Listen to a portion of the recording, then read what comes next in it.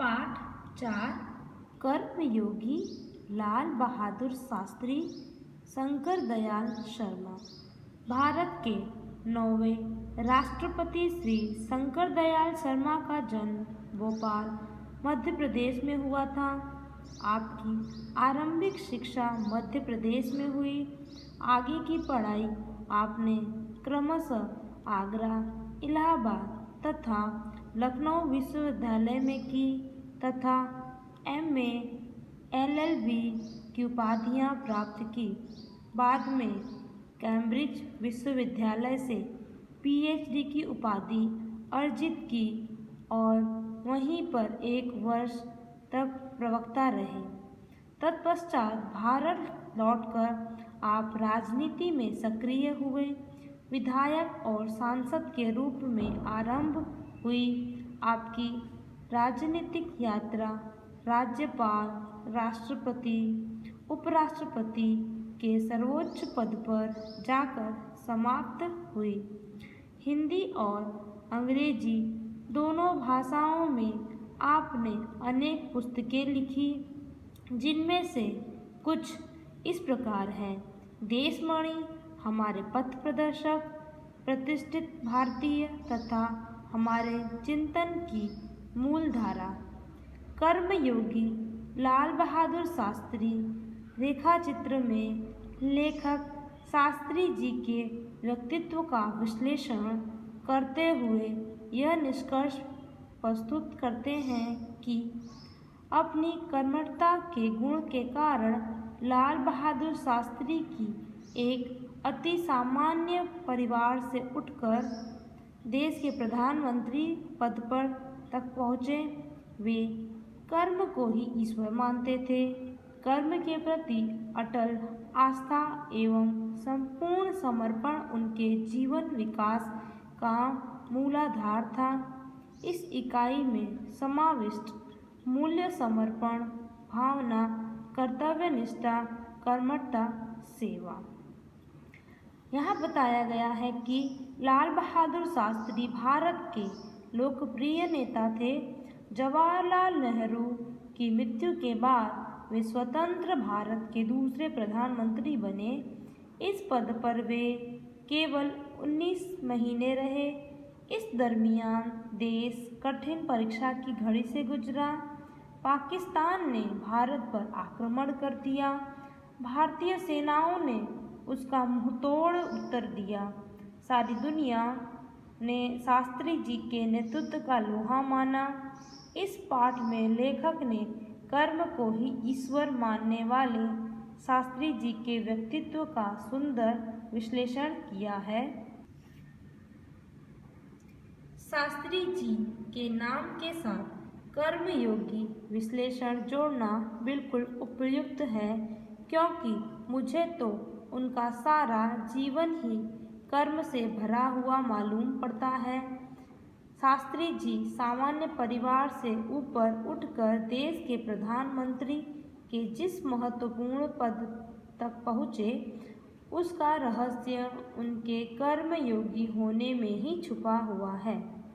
वे उन लोगों में ही नहीं थे जो भाग्य पर भरोसा करके बैठे रहते हैं और अचानक कभी सफलता मिल जाती है, बल्कि वे उन लोगों में से थे जिनको अपनी हथेली की लकीरों के बजाय अपने चिंतन और कर्म की शक्ति पर अधिक भरोसा होता है और वे क्रमशः अपने जीवन का रास्ता बनाते हुए आगे बढ़ते हैं।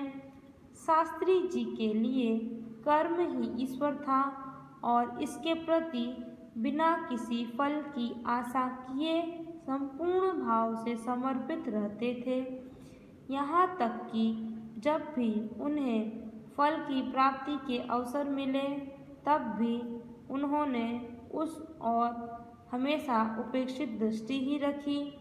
उनका जीवन दर्शन गीता के निष्काम कर्मयोगी का प्रतिरूप था। इसलिए मैं समझता हूँ कि उन्हें केवल कर्मयोगी के बजाय निष्काम कर्मयोगी कहना कहीं अधिक उपयुक्त होगा। यहाँ बताया गया है कि महान कर्मयोगी लाल बहादुर शास्त्री महान कर्मयोगी थे। वे भाग्य के भरोसे बैठने वाले व्यक्ति नहीं थे। उनके लिए कर्म ही ईश्वर था। कर्म के प्रति बिना किसी फल की आशा किए वे पूरी तरह समर्पित थे। उनमें गीता के निष्काम कर्मयोगी के लक्षण देखे जा सकते हैं। अपने उद्देश्य के प्रति दृढ़ आस्था, उस उद्देश्य को प्राप्त करने के लिए कर्म का भाव तथा उस कर्म के प्रति संपूर्ण समर्पण, ये तीन बातें मुझे उनके संपूर्ण चरित्र तथा जीवन दर्शन में दिखाई पड़ती हैं।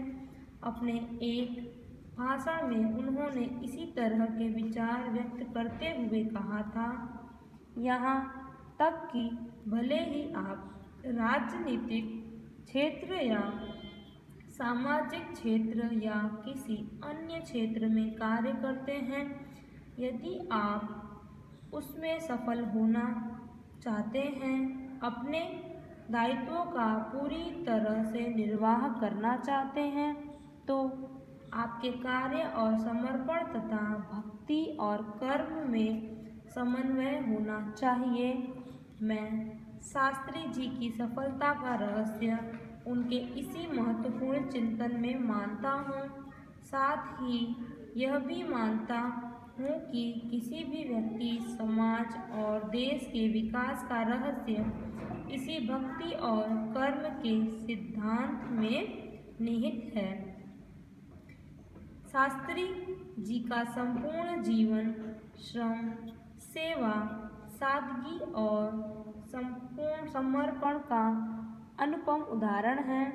उनके ये गुण केवल उनके कार्यों और विचारों में ही अभिव्यक्ति नहीं पाते थे, बल्कि उनको देखने से ही इन सभी भावों का एहसास हो जाता था। उनके अपने व्यक्तित्व में विचारों का अनोखा समन्वय था। वे जो कुछ कहते थे वही करते थे। जो कुछ भी करते थे वह एकमात्र राष्ट्र लाभ की भावना से प्रेरित होकर करते थे। मुझे लगता है कि यह उनके चरित्र की एक बहुत बड़ी विशेषता थी कि जिसके कारण देशवासी उन पर इतना अधिक विश्वास करते थे और उन्हें चाहते भी थे। पंडित नेहरू की समृद्ध राजनीतिक विरासत को संभालना और उसे आगे ले जाने का काम कम कठिन नहीं था, लेकिन देश ने उस समय यह साफ साफ देखा कि उसे संभालने की ताकत शास्त्री जी में ही है, और शास्त्री जी ने अपने निर्मल चरित्र और दृढ़ संकल्प शक्ति द्वारा देश की इस आकांक्षा को पूरा किया। यहाँ बताया गया है कि तीन मुख्य बातें हैं शास्त्री जी की। शास्त्री जी के चरित्र और जीवन दर्शन में तीन मुख्य बातें थी। पहली, अपने उद्देश्य के प्रति दृढ़ आस्था। दूसरा, उस उद्देश्य को पाने के लिए कर्मयोगी का अनुसरण। और तीसरा, कर्म के प्रति पूर्ण समर्पण। शास्त्री जी मानते थे कि जीवन के किसी भी क्षेत्र में सफल होने के लिए समर्पित भाव से कर्म करना जरूरी है। कर्म के प्रति मन में भक्ति भी होनी चाहिए, जो कि होना चाहिए हर किसी के अंदर।